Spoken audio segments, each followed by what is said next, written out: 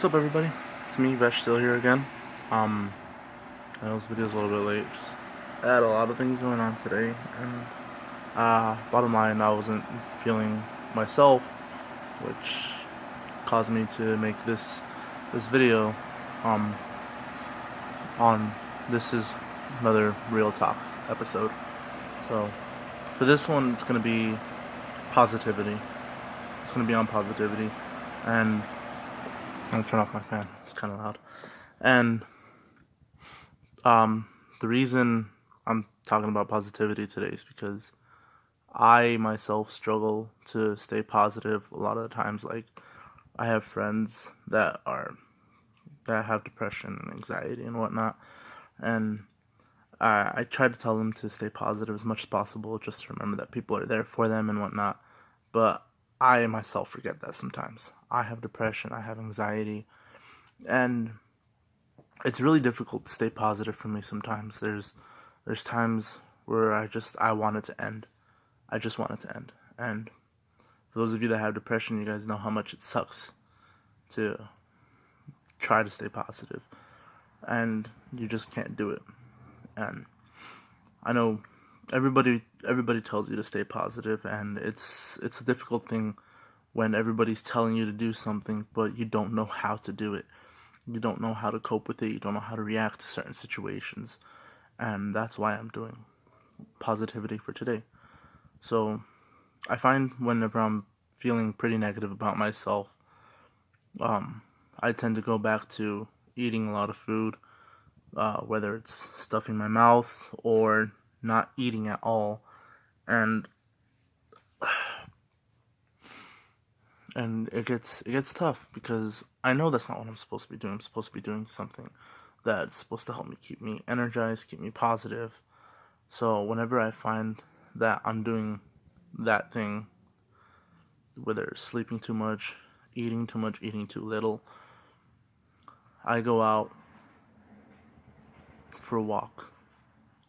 Just a walk, just a simple walk, just me, my music, walking for about an hour and a half maybe. I go out and I take a walk.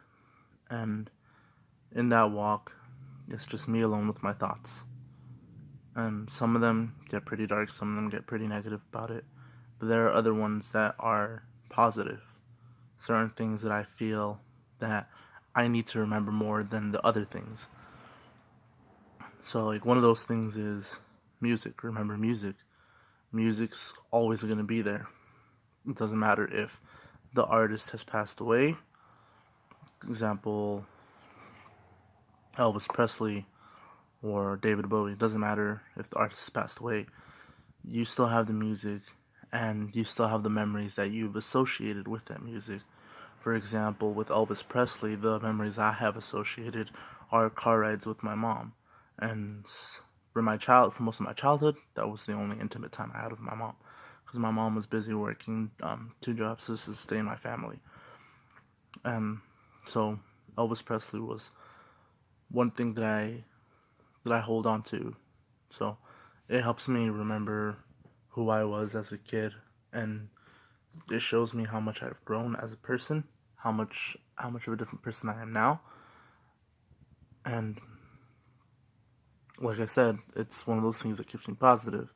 It helps me through the really tough times when I feel like I'm gonna have an anxiety attack, or I feel like I'm gonna go into a depressive state. I just turn on some music that I have fond memories with, you know. So, like, hanging out with friends, or like going to meet up with someone you haven't seen in years. Those are the kind of memories that I associate with different types of music. And I know it's not something for everybody, but music is a big help.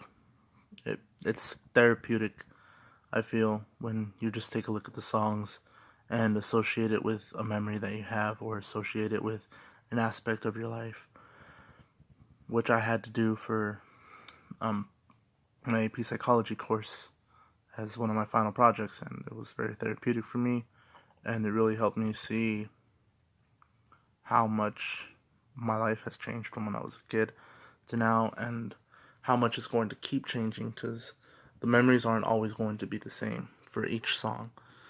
And like I can tell you with one Elvis Presley song, Suspicious Minds, I have memories of long car rides, like going to Vegas and coming back to my state, and it's it gets really emotional for me sometimes, because Suspicious Minds is one of those songs that I remember fondly having fond car rides with my family, and it's one of the few times my family actually gets along together.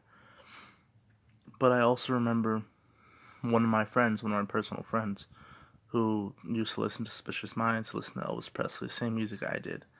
And he was one of the coolest guys ever, and then he moved, and I lost contact with him. We haven't talked in years. But I still have fond memories of the times we spent together because of Suspicious Minds. And you can see how the music correlates between two different events, and how one song doesn't just mean one thing for one person. And I find like small things that make you feel positive, like just going to your friend's house, playing like a game, like maybe you're a Smash Bros player, you play Smash Bros with your friend, or maybe you prefer to play Tekken or like a fighting game of some sorts, or maybe you don't play video games and you're more of a card game person and you play like Pokemon, Yu-Gi-Oh, or Magic with your friend. So I find that these small things, while I'm on my walks, I find that these small things are the things that help me keep positive, even though I'm where I am right now.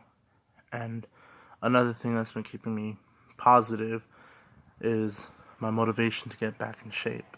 You guys remember I used to do football, but I had to stop playing football my junior year because of an injury on my Achilles tendon.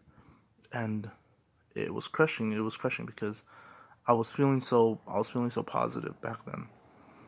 I felt like I could take on the world, I felt fit, I felt healthy, and I wasn't just locked in my room all the time when I wasn't doing something. I actually had things to do. And after the injury, I had to stop playing because I didn't want to risk not being able to walk again. So that's like one of the main things that helps me stay positive right now, is that I still have the ability to work out. Like maybe not my ankles or my legs or whatever, but I still have the ability to work out. I can still do push-ups, I can still do sit-ups, and I can still do all those other stuff. And I feel like when I'm working out, it's really helping to get rid of like all that excess stress, all that excess negative energy just starts leaving the body, starts flowing out. And that's really one of the more important things to me, is that when you're exercising, you really become lost in your world. You're lost in yourself. And while you're exercising, if you're listening to music or if you're following an exercise routine, it's just you and the exercise and what you're doing. Maybe someone will come in and say like, hey, what's up? Or like, oh, I'll come back later. But those minimal interruptions, even though those happen while you're exercising, while you're still doing like whatever it is, it's still just you and your thoughts. And like I said, while you're exercising, you're not really thinking about too much on anything negative. You're thinking about getting done, because you're thinking, oh, I'm so tired, oh, I'm going to be so sore tomorrow, what am I supposed to do after this? I have work or I have school or whatnot. And really, like, exercise is really one of those things that it's gonna be difficult at first if you're not used to it, or if you got out of the loop and you're trying to get back into the loop. It's going to be difficult, but exercise is really one of those things that can help you stay positive. It'll help you. It helps release a chemical called um. It helps release a chemical called dopamine, and dopamine is one of those. It's one of the chemicals in your brain that helps you feel good. It helps you feel positive about yourself. So people start, if people can't get it in a natural state, like people don't want to be exercising, they want to be doing things that makes them happy, they turn to drugs, so artificial substances, to help them boost the levels of dopamine. But the thing is, when they get that, it's gonna be a higher dosage each time to be able to get the same amount, just even the same amount. So if they're only taking like one a day and they want more, they'll start taking like 2 a day, and then 3 a day, 4 a day, 5 a day, 6 a day, up to 7 a day, and then they get cut off, and they start going into withdrawal because their body can't naturally produce dopamine anymore. But a way that people normally produce dopamine is by like doing something they're good at, like people who like to draw, they feel very accomplished once they finish a drawing. Some people take hours or days to even complete a drawing. I know for me personally, the longest drawing I ever did was about 9 hours long, and I felt like, even though I was exhausted, my hand was hurting or whatnot, I felt accomplished because I finished the drawing. I started something and I worked on it nonstop until I finished, and that made me feel pretty good. Or like someone who plays video games.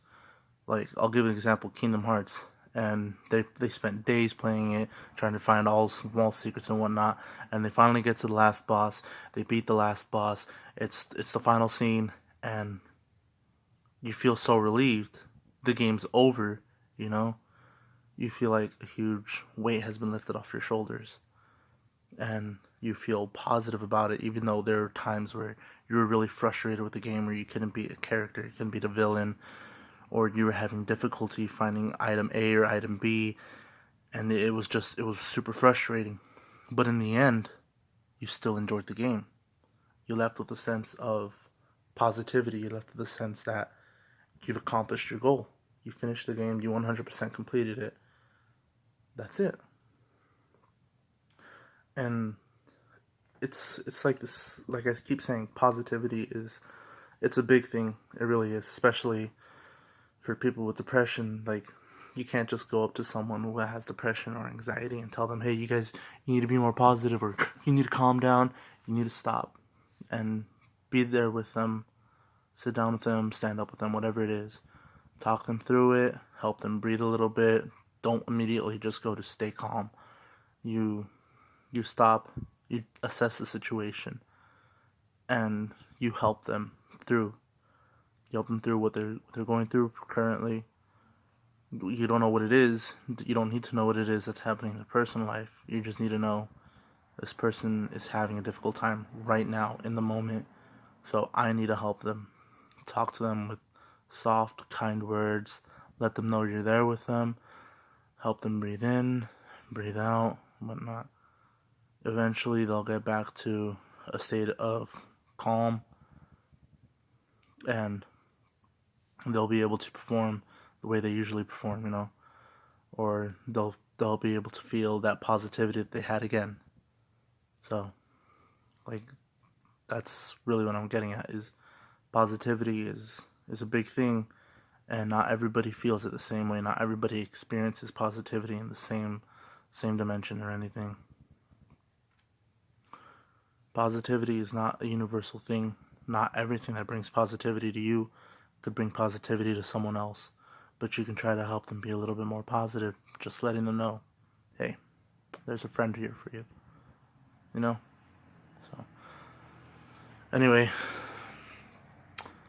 this has been Vash Steele with another Real Talk, and I will be signing out, and see you guys again whenever. See you later.